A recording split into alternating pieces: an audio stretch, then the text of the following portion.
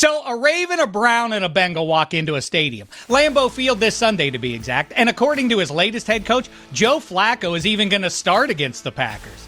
Makes sense in the AFC North, a.k.a. the most incestuous division in our league. And I'm not just talking about the old QB who's now gotten himself inside 3/4 of the North. Quick bit of history if you just started watching football somewhere between, say, 5 minutes and 30 years ago. Long before the Browns made us all laugh by trading for Deshaun Watson on purpose, many moons before the current Bengals plumb forgot to get an offensive line or a defense, there was a guy named Paul Brown. If that name rings a bell, it's because the whole Cleveland Browns team is named after him. He was the founder and head coach, a legend, revolutionized the whole sport. And believe it or not, the Browns used to be good.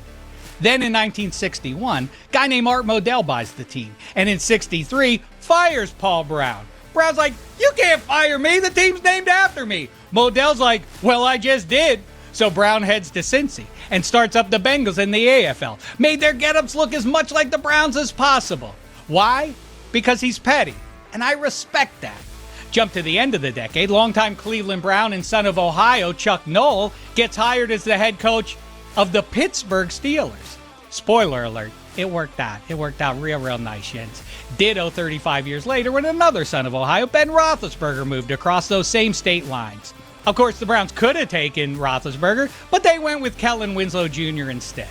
In the interim, the Browns moved to Baltimore and rebranded themselves. But deep down, they and Cleveland and all the rest of us know those are the Browns just wearing purple. I don't know what exactly that makes the team in the orange helmets we still call the Browns, but I do know the Ohio River is formed by the intersection of the Allegheny and Monongahela rivers in Pittsburgh, as in Pennsylvania, not Ohio. I don't know why they got to name it, but I guess since Pittsburgh got Noll and Roethlisberger, we can call it a wash. By the by, when Flacco heads to Pittsburgh next week to play fellow old man Rodgers, it'll be a homecoming. Because you know where he played his freshman year of college? Pitt. Let's start the show.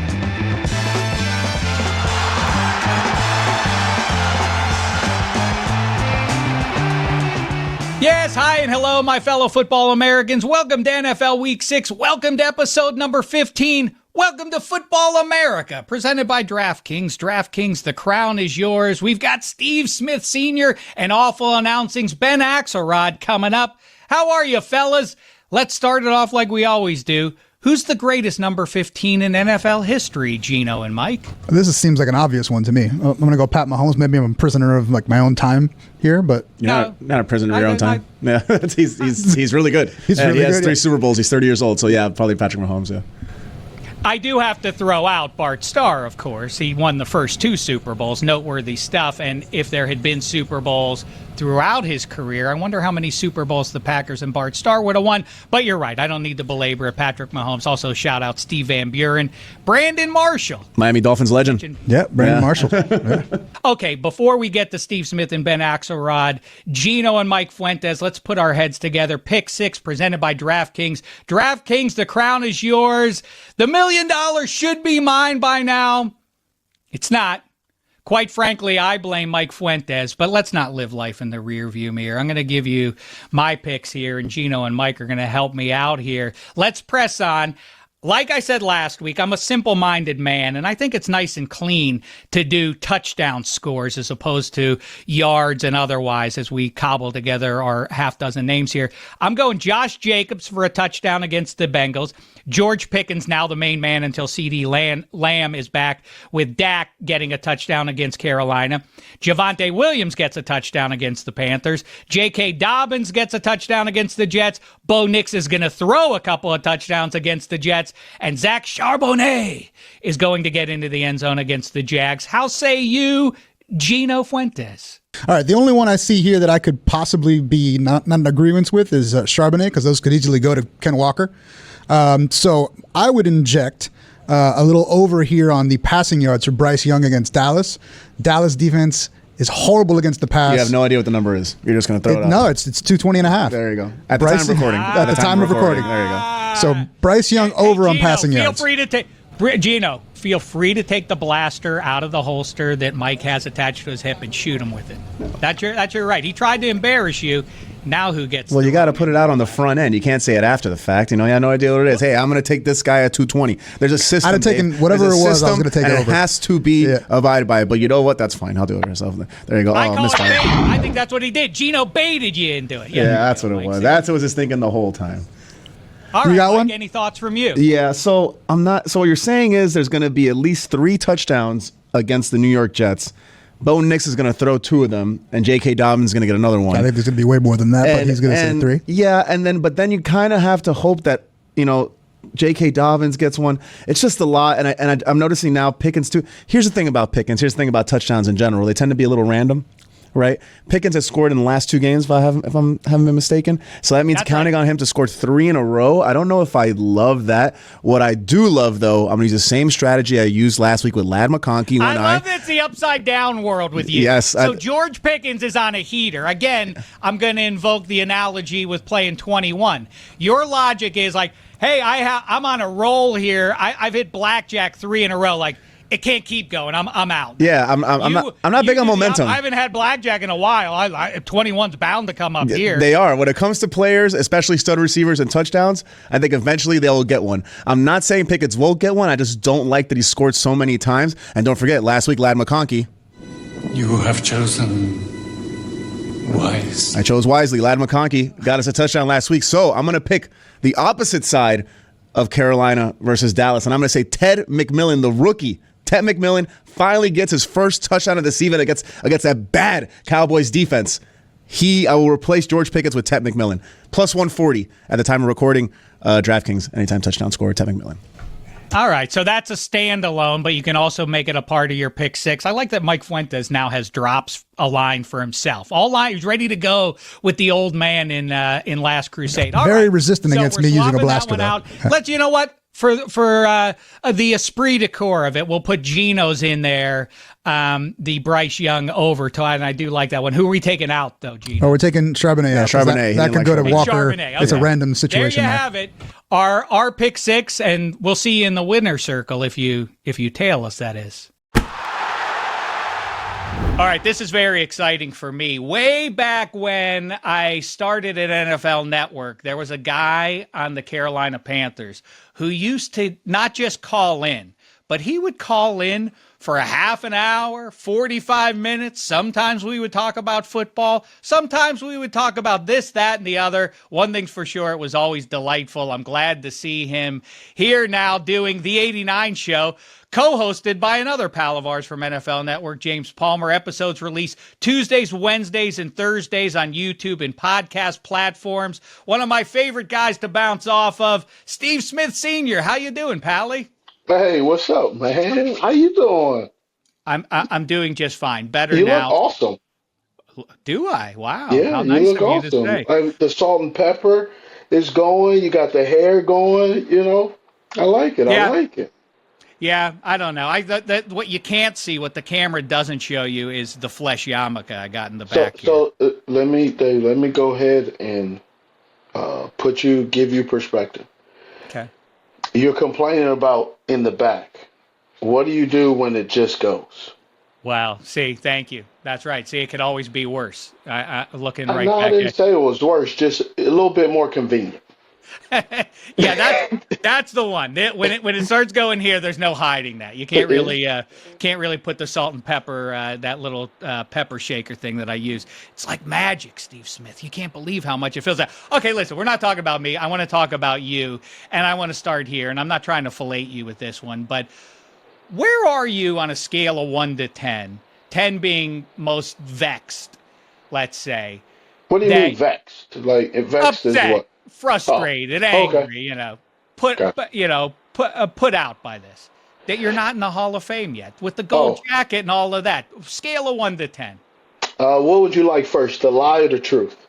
Can I give you both? No jive. The no jive policy remains. Yeah, I love in these conversations or off camera when I'm around buddies and stuff. I always love to say, look, can I give you both? So the lie would be, right, in vexed, I'm a 10. But honestly, over the years, it's actually reduced itself down to 1 or to a 0. And here's why. Wow. Man, I've already played and done a career that no one, including myself, ever saw coming. So whenever it happens, it happens. And I really say it's on God's time because, as you know, there's some things that have happened personally in my life that I believe the Hall of Fame stuff would be overshadowed. It would be very difficult right now, personally, to be celebrated in that regard and deal with some of the personal things that I'm dealing with my kids. That right now, um, I'm glad I don't have to deal with the Hall of Fame stuff, which is dealing with. So my mom is one of 13. So between my mom, well, my grandmother who just passed, my dad, my mom, her kids, and then my kids living on the my mom's side of the family, there is about 65 of us. Wow. Yes, and 65 in a ethnic culture, man, you gotta take care of everybody, right? And so having to manage all of that and deal with some of the personal things I'm dealing with, my bandwidth can only take so much. My emotional capacity is very limited right now. And so football has started and has given me a great opportunity to be able to be, kept busy, get the opportunity to, really avoid it, but at home and at times when I'm by myself, I have to process it. So that's why I'm glad I don't have the Hall of Fame stuff to budget to deal with because I don't think I wouldn't be a grateful Hall of Famer at this Hmm. point because I'll be so emotionally overwhelmed, which would come across like I'm not grateful or I'm agitated that I didn't get in sooner. Man, I'm already on house money. I wasn't supposed to play 16 years, bro. Right? So the fact that I have, like, man, I can't be jealous or upset or disappointed that I haven't gotten something that I think or someone else thinks I deserve when, man, I didn't think I was going to play this long anyway. So, especially the way I played, the type of things that I did and how I played, I just didn't expect it. Boy, I'm heavy Steve Smith, and I appreciate the candor and, as always, the unvarnished honesty. And yeah, I'm an extra layer of what you're describing is my entire professional life is now devoted to the passive experience of talking about the deeds of other people out there. The distraction that is pro football, and it is our most prominent distraction out there in society, is exactly what you said. Its greatest gift Yeah. is that it's late August and it's back to school time and you're bummed out if you're a 11-year-old, except that you're like, at least football's coming with it. And the ability to always look to, well, at least Sunday, at least I can look forward to that. It is a Yeah. legit distraction for your life. And Absolutely. it's heavy to hear a guy who I think is certainly belongs in the Hall of Fame and gets that gold jacket to have that perspective. Because I do always think that you hear it during the Hall of Fame weekend where the guys who have the gold jacket on talk to the guy just getting inducted and they're like, how's it feel though? And they're like, man, I can't put it into words. Like, of all the people in society who we need to genuflect to, are we sure it's these guys who've gotten it for the last 30 years of their lives? Aren't there other people we can celebrate besides gilding the? I mean, we've celebrated them, right? They have millions of dollars, and we've cheered for them 75,000 people at a time for their deeds out there. People aren't anyway. I appreciate the sort of perspective you're laying down, and I will say, Steve, I mentioned those calls that we used to have 15 years or so Yeah, ago when that you was a would long call time in. ago, man. It really was, and the recurring theme, the through line of those was you talking about your kids and how important they were to you. So Still, man, they still are, man. They still are. I was playing with two of them. I have four, so I was playing with two of them. We had last Saturday, 7:30 tea time, right, with my daughter, and then she had to go to work. She does hair. And so I was with my son, with my 20-year-old who's at Liberty University, and so he had drove down and playing 18 with him, and he's quietly joined a public golf course up in Lynchburg, Virginia. So he's playing golf twice a week, every week. Now Mm. basketball season's about to start, so he has to slow down. Man, that boy's shooting like 82, 83. He is dragging Wow. me. I'm talking about caveman dragging me on the golf course. I mean, I know that you're supposed to be like, hey, good for him. I like it. I like to see him. Like, I have mixed emotions. I have my 16-year-old boy can't beat me at one-on-one yet, which makes me sad for him, Hmm. given the state of the old man's game. But he can't. But he can't. Now Well, that I think about it, I agree. that's don't know why you give a belated laugh at my expense, Well, Steve Smith. well, it's because the way you said it, summarized it, and it was the delay reaction. It was like hand on the oven. I'm an Yeah. infant, and the delayed. I was like, oh man, he just his son just called a spray a stray from his dad that he can't beat him in basketball. That's Oh, pretty funny.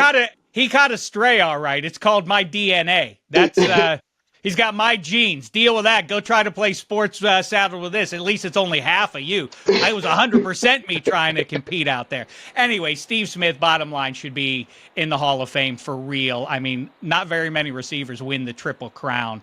Steve Smith did it in '05. Only three other cats in the history of people have ever done that. His numbers are right up there, top dozen in all the relevant numbers for pass catchers. If the Baltimore Ravens and the Hmm. Carolina Panthers found themselves in Super Bowl 60, which they won't, but if they did, who would you root for? Um, who would I root for? Yeah. Oh man. Would you be like one of those moms that they would cut to in the stands with a split jersey? Like it would be the teal 8 and then the purple That's 9. that is a really tough question because I've never thought about that, and I'm How's it also possible you never thought about that? You don't watch the teams and say, like, deep down, man no, in the I'm mirror, you watching the care more team. about this team.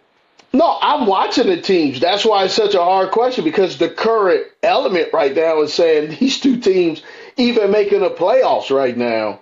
I'm not gonna say, oh, I'm torn, right? So I have a love for both organizations, and it's not based on time frame. Like obviously, I was here in Carolina for 13 years, but I was also at a place in my life when I went to Baltimore that I wanted to experience a different organization.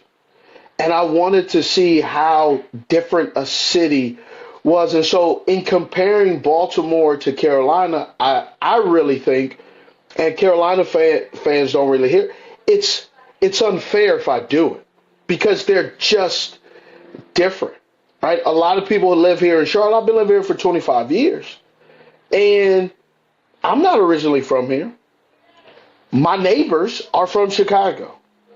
I got another family that's across the way, across the street.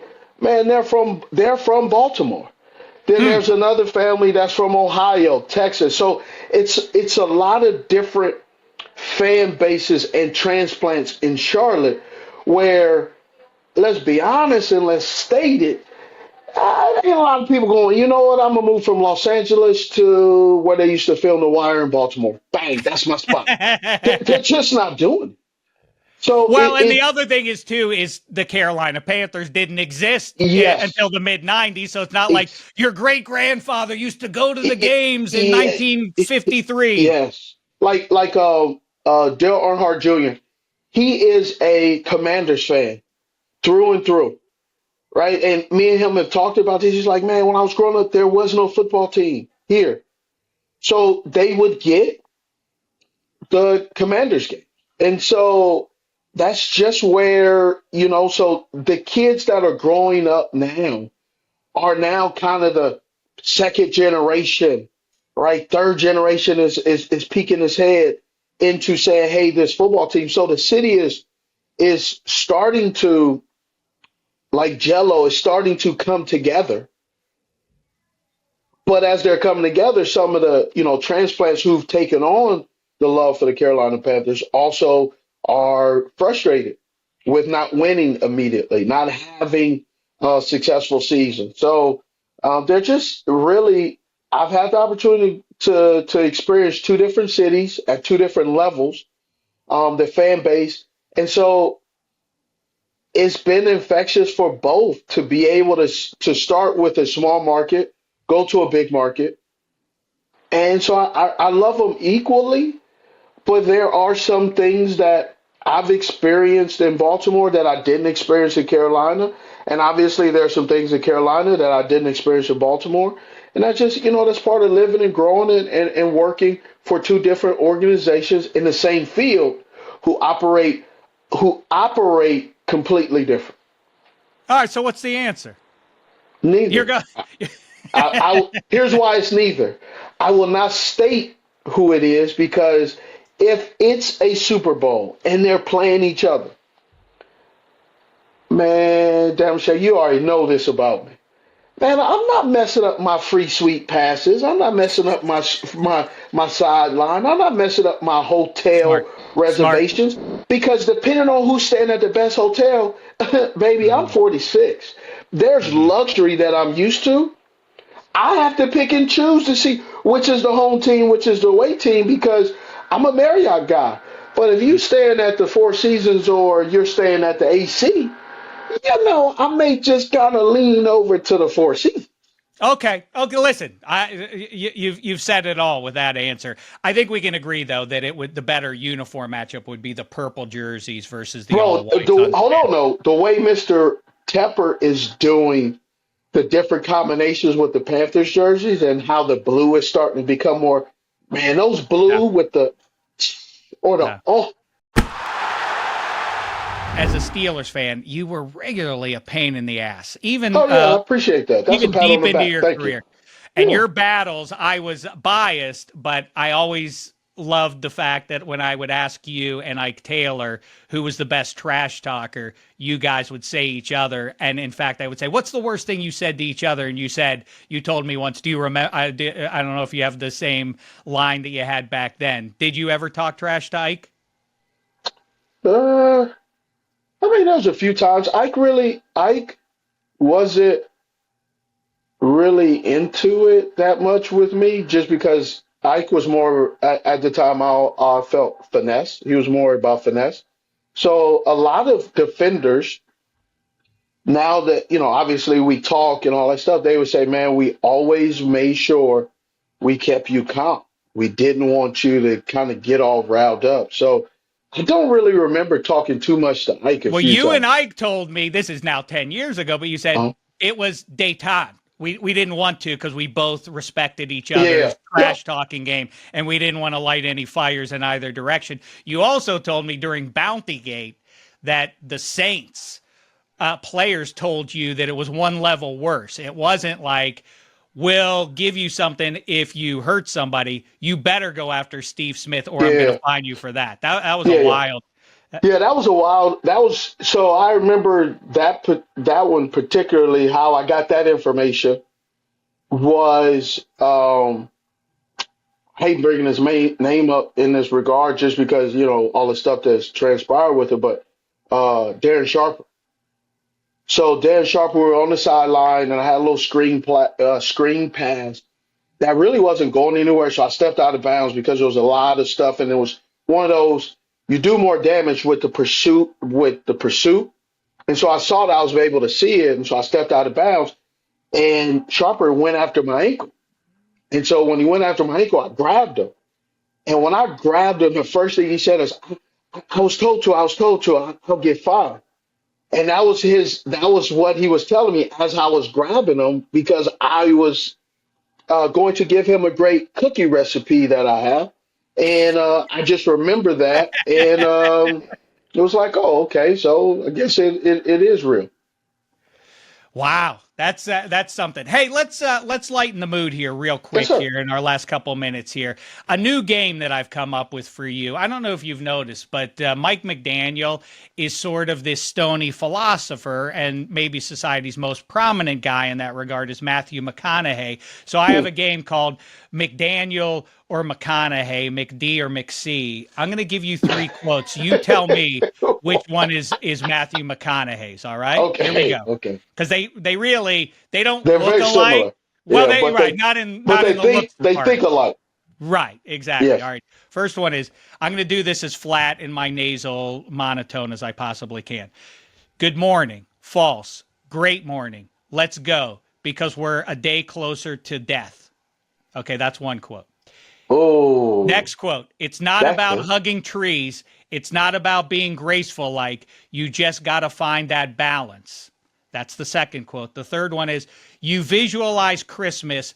I mean, who doesn't think the colors of Christmas, green, red, sometimes brass or gold, maybe just maybe those colors can inspire you. Which one of those three is the McC of the bunch? One, two, or The three? middle, two. Boy, Steve Smith, you know you're McConaughey, don't you? It's not about hugging trees. It's not about being graceful. Like you just got to find that balance. Yeah. Last question for you is, because it's apparently the latest lightning rod in football America, What? and that is Bad Bunny is playing the halftime show. Oh yeah. We started out scale of 1 to 10 concern level. How concerned are you about Bad Bunny playing at halftime of the Super Bowl?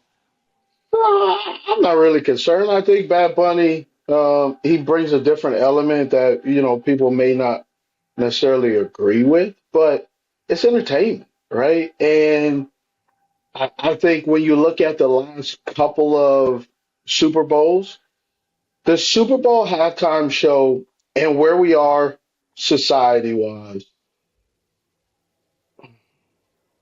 the people who don't actually even pay for much have always the most to say. Hmm. And so you got to kind of balance and allow the water cooler conversation has now become frontline news. It's no longer you have to have legitimate resources. It's just you say whatever you want to say and you say how you feel. And for whatever reason, regular people who sometimes don't have a dog in a fight believe that we who are in the media, who get paid to do this, like we need to seek their permission for our happiness or our ability to speak our mind. And so I would say this Bad Bunny, it brings a different culture to American football that may be missing or may not be there, but at the end of the day, the powers that be that actually decided on this didn't ask you. They didn't, right? And here's the example I'll give you. I was playing golf one time out in Charlotte. We were playing up at the lake, and up at the lake in this private course, there's a lot of Drop big another time. name. Dale Jr. is hard to beat. So it wasn't another name. It was just a regular guy, and it was my dude. And he goes, I'll name him Joe Fushi, and one of the players was a basketball player, and his house was right there. So we're teeing off, and he has, I think it was a Lamborghini. It was a nice, expensive car. And he looks at me. He goes, I don't like that color.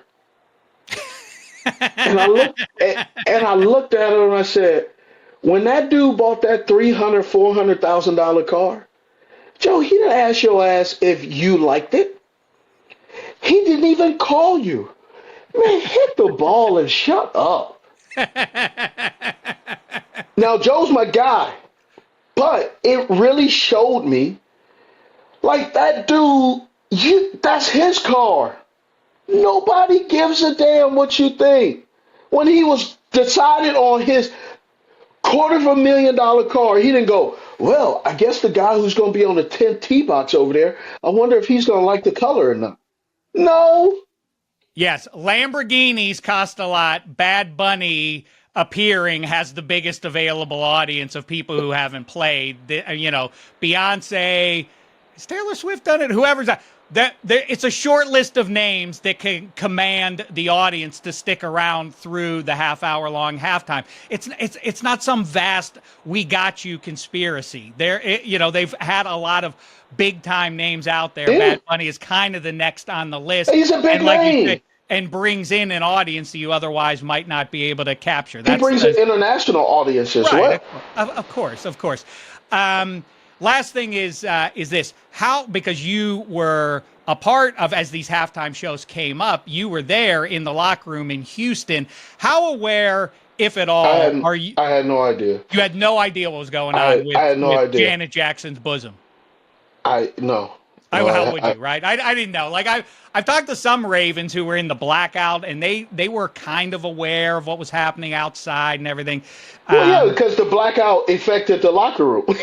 So, Yeah, well, right. Yeah, they were literally standing there while they were doing that. Yeah, so some of that, that's the unique part about doing media now, is I've grown to respect that there's so much and there's so many things going on hours and weeks before the game as a player that I just didn't know, right? And I remember working the Super Bowl when we were in Minnesota. I had the early shift. It was like 5 a.m., so it was like 4:45 call time, 3 a.m. getting up. And, man, it was like a mini busy city underneath, on the field, behind, in the tunnel of people laying wires, doing this, getting things prepared. And it was 4 in the morning. I'm getting up 4 in the morning, dressed, but not really cognizant, just kind of like, oh. And, man, they're on their fourth cup of coffee. They are going there. And so that's one of the things I do love about my job in the media is, man, I get to meet some of the people who are the nuts and bolts of making our great game as good as it is. Right, that you and I get to dress up in a suit or we get to look great. But, man, there's so many men and women that's behind the scenes that don't get as much accolades that they deserve, because when something is happening or something that doesn't happen, that person never gets acknowledged. All the stuff that they did, their job stopped from happening. We only like to complain and bring up people when things don't happen according to plan. Your acknowledgement of all the people behind the scenes. It doesn't matter what level you're at. It's how you treat those people around you. Steve Smith, you've never been anything but over and above, not just gracious, but fun and insightful and willing to pull the curtain back. You mentioned that Minnesota Super Bowl. You and I shared some SUV rides back and forth, and really the stories that you had were second to none, and you proved it again here. Steve Smith, thank you for the time, pal. Glad to see you keeping your chin up there. Absolutely. Football is a distraction, if nothing else. Hey, look, I've been through worse, so I'll be all right. I trust that you will. The 89 show with James Palmer. Make sure you're checking it out. Please do that. I got, now with my situation, I got Christmas. I'm over here hustling. I don't want to turn into a male stripper. You know what I mean? Yeah, do that right after you listen to every episode of Football America. And please, on behalf of, no one wants to see that, Steve Smith. Whoa. Well, all right, man. Appreciate you. Be good, 89. All right, here is our longtime guy here to do the top 5 NFL Week 6 games picked down. He's from Awful Announcing, of course, including his piece this week about Travis Kelce's wood. It's our old pal, Ben Axelrod. What's happening, fella? How are you? I'm doing great. Just putting that journalism degree to good use here, writing about Travis Kelce's wood and anything else that comes across our desk here at Awful Announcing. and doing play-by-play, the podcast, great stuff there out of Awful Announcing. If you care about sports media, you should tune into that, or you can jump into Mike Fuentes' text chains. Apparently, Ben Axelrod's all over them. I want in on some text chains. Quick question before we start making the picks here, Ben Axelrod. I'm sure you're up to speed, as is the rest of society, that my son asked me this question, and now I'm asking everybody else. Tomato or potato? You can only have one for the rest of your life. Choose. Easily potato for me. I'm actually not a big tomato person in general. The only reason I like tomatoes is for the ketchup, and I primarily use ketchup on French fries. And so if I don't have French fries, I have no use for the ketchup anyways. And so, I'll go with potatoes all day, any day. Okay. I mean, the one, somebody mentioned this on social media. I believe it was, if memory serves, it was listener Aaron Sullivan. And if I'm right, I deserve a pat on the back for nailing it. He said salsa. What? I didn't even think of salsa. First of all, you can't go to Italian restaurants anymore because they'll just vex you for the rest of the time. Like, I guess I'll have the marsala again, while everybody else eats veal parmesan and otherwise, and pizza and barbecue too. I could argue about this all day, but let's get into the pick, shall we, Axelrod? Let's do it. All right, let's start it off in our weekly countdown at number 5. And if we have time, I do want to get the Eagles ex-coordinator showdown between well, actually, you know what? Let's do that one. Gannon v. Steichen, Eagles. Former coordinators, then they left. Then the Eagles had a down year in between their 2 Super Bowl runs. Now it's the Cardinals at the Colts. The number at the time of this recording, 7.5 for Indianapolis, total 46.5. Ben Axelrod, how say you? I'll take the Cardinals and the points. That's just a lot of points to me to still be laying with Danny Dimes. I know he's been kind of this year Sam Darnold and had that first breakout month there, but I still I think Jonathan Gannon, for all the negative press he's getting this week, I think he's a really good defensive coach. I think the Cardinals are largely a talented team. You've started to see Marvin Harrison Jr. kind of put it together the last couple of weeks. So give me I think the Colts win, but I'll take the Cardinals and the points. Very interesting pick there.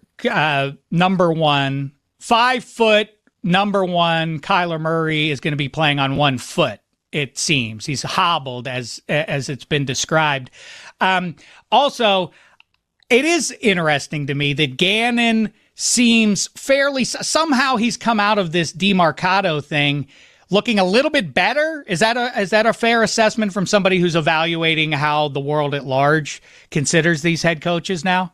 I think so. I think that, you show the raw emotion on the sidelines and then you get the moment of contrition. You get the $100,000 fine, which is just like a crazy fine for, pretty basic coaching antics on the sideline. I think the thing that's not getting talked about enough with Jonathan Gannon is he's actually from Cleveland, Ohio. And so I think when you look at the way the Cardinals lost that game, you just have to wonder if he has some sort of Cleveland Browns DNA in him that causes DeMarcado to drop the ball right in front of the goal line or the defender to fumble the interception. That was a very Cleveland Browns loss. And I'm sure that's the kind of loss that Jonathan Gannon grew up with, being from Cleveland. If he wins, then people will get back on board with these Arizona Cardinals. And it occurs to me, Liam Cohn and Nick Sirianni, probably that trio since Adam Gase gave the worst head coach introductory press conferences. Maybe there's something to giving a lousy introductory press conference and it leads to success. I don't know why that would be true. Meantime, I am going to lay the points. Colts 27, Cardinals 18. Kyler Murray's got to be able to move around it. If he's limited in that regard, I don't have high hopes for Arizona there. At number 4, no one getting real loud about the Seattle Seahawks this week. Gino Fuentes was a week ago after their victory, now down after Sam Darnold threw the game away on his side of the field against Tampa Bay. Beautiful matchup, though. I think we can agree there. They are at the Jacksonville Jaguars, fresh off their big win. Jags are laying 1.5. Total is 47.5. Ben Axelrod, choose. Yeah, this feels like a classic come back to earth game for the Jaguars. I think you're coming off the short week. You're coming off the big emotional win over Kansas City on Monday night, obviously.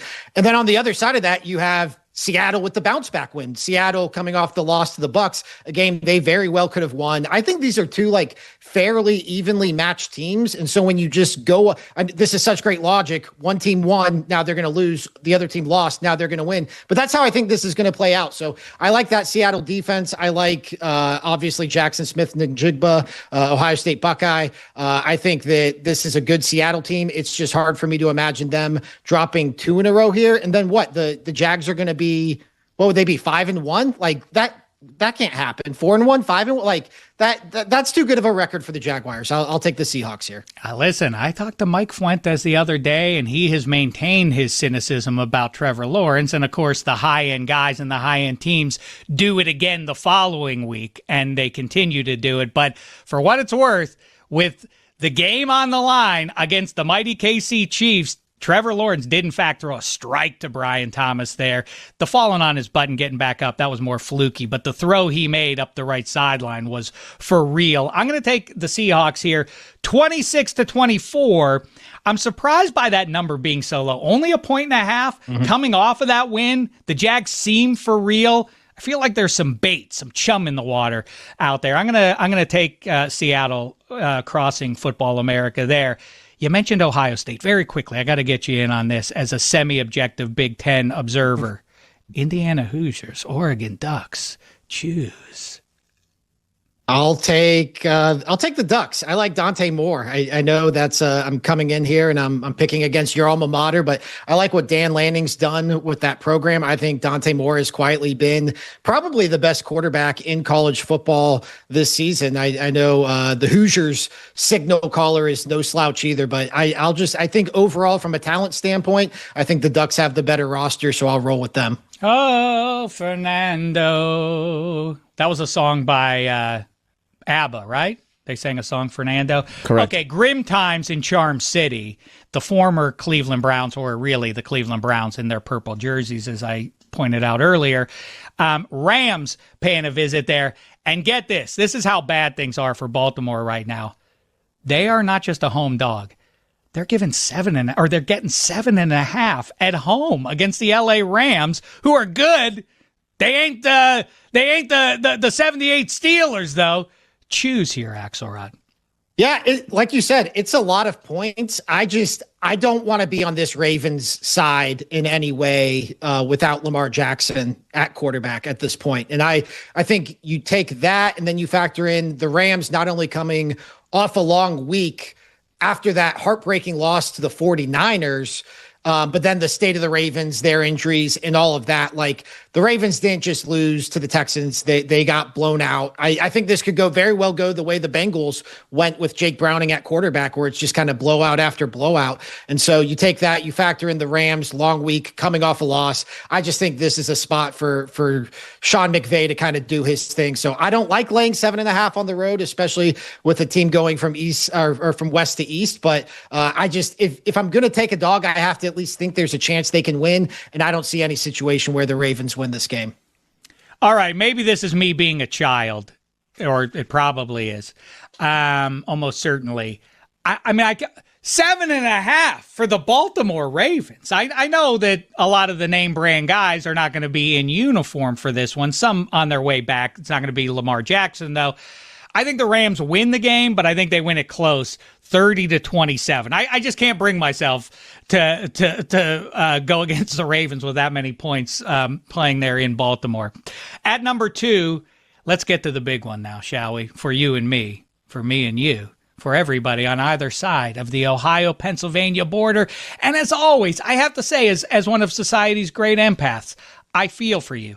I feel for football fans in Ohio, especially on the eastern side of the state. You're so close. You're right there, like an hour south or less. There's the Hall of Fame. It's on your side of the border. Unfortunately for you, it's filled with too many Pittsburgh Steelers, but you can go and visit them anytime you want. Or you could cross the border and go and see the city that has all the Lombardi trophies. Somehow the football gods decided to smile on the one side and do what they've done to you. That leads us up to here. I don't know if you heard Myles Garrett. You'd have to kill him to keep him off the field. Also, is there any evidence looking at Myles Garrett and his ongoing dominance that it ain't worth paying a guy that level of money in the quarterback league? If anybody can tell me who the quarterback is who's getting paid gigantic bank and that resulted in his team being atrocious, a guy who we all understood to be a top 5 quarterback in the league getting paid and that team perennially stinking, I'll be stunned because I'm pretty sure there is zero evidence of that in the 21st century. But Myles Garrett making all that coin, and it makes no difference for the Cleveland Browns. The Browns are 6.5-point dogs in Acrisure Stadium. 38.5 is the total. Ben Axelrod, Cleveland Browns fan. Choose. Yeah, I think this line opened at 4.5, and I'm not surprised it's trending the other way. So I like my method when it comes to picking games is sometimes it's gut feel, sometimes it's something as stupid as this team coming off a win, this team coming off a loss. Some games I have a legitimate angle for, and usually with the Browns games, my angle is it's the Browns. I'm picking against the Browns. Smart. But I have an angle here, and it's that the Browns are the first team to come back from overseas and face a team that's coming off its bye. And so the Browns, for whatever reason, when you go overseas, the Browns just played in London against the Vikings. You can elect to have your bye week the following week. For whatever reason, the Browns chose not to have their bye week this week. So they're coming back from their bye, and they're going to face the Steelers on the road, who are coming off their own bye. And so I think when you look at that, you look at the state of the Browns, they just traded one of their starting cornerbacks in Greg Newsome. This is clearly a team, that's in full-on rebuild mode. They just traded their week 1 starter to a division rival in Joe Flacco, if that tells you anything about the state of this franchise. So I liked this better at 4.5, picking the Steelers. I'll still take it at anything under a touchdown. So I'll take the Steelers minus 6.5 here. I think this is I've seen this spot for the Browns in Pittsburgh, and I know how it usually goes. I agree with everything you said. Also throw in what you've heard ad nauseum this week and will continue to up into kickoff. Mike Tomlin doesn't lose coming out of the bye, generally speaking. He generally dominates rookie QBs. There's plenty of evidence to say the Steelers should roll in this one. I don't know, man. It's an AFC North game. And the Steelers are riding high, and the Steelers under Mike Tomlin have had legitimately since he got there, a bad habit of not putting their best effort out there against bum teams. That's what the Cleveland Browns are. I think the Steelers win it, but like most AFC North games finish, 19-17 will be your final. The Steelers win it, but barely. Last up, the main event, Lions, Chiefs in Arrowhead. The home team laying 2.5. Ben Axelrod, choose. This feels like a get-right spot for the Chiefs. And I don't really have this is more of a gut feel. This is not, I don't have a strong angle on this, but this just feels like a kind of empty the tank type of game for the Chiefs. If they lose this, they drop to 2-4. The Broncos are starting to click in the AFC West. Rashee Rice coming back next week, so that's dangling out there. Just get this one and we're in good shape. Yeah, and the Lions have obviously had their own success. I mean, this is a game they can't afford to lose. And so I think, I think these are two teams that are going to be in the mix come next late January, heading into February. It would not shock me to see either team in their respective conference title game or even the Super Bowl. And so I think you take a team that needs to win, you take a team that can afford to lose, you add it all together. I'm going to take the Chiefs here, as I'm typically wont to do when it comes to taking the Chiefs and Patrick Mahomes. Well, bottom line is, I'll make it quick. I am leaning in your direction, but I'm going to have it both ways. I'm going to take the Lions to win it 34-33. Chiefs keep it fairly close. Not a bad idea to go with the Chiefs. Although last couple of years, it's been a bad idea to go with the Chiefs as a home favorite a lot of the time, no matter who they're playing. And this is one of the real heavyweights of pro football. Hey, Ben Axelrod, awful announcing. I check it out every single day. I check it. Great work by you and everybody over there. Thanks so much for the time, pal. Let's do it again soon. Absolutely. Thanks for having me, Dave. There he goes, Ben Axelrod. And here we go, we'll talk to you on the other side of NFL Week 6. Until next time, football Americans, thanks so much. It's been a thin slice of heaven, and let's go, Coach Sig, smoke 'em! You too, Coach Tomlin. Bye.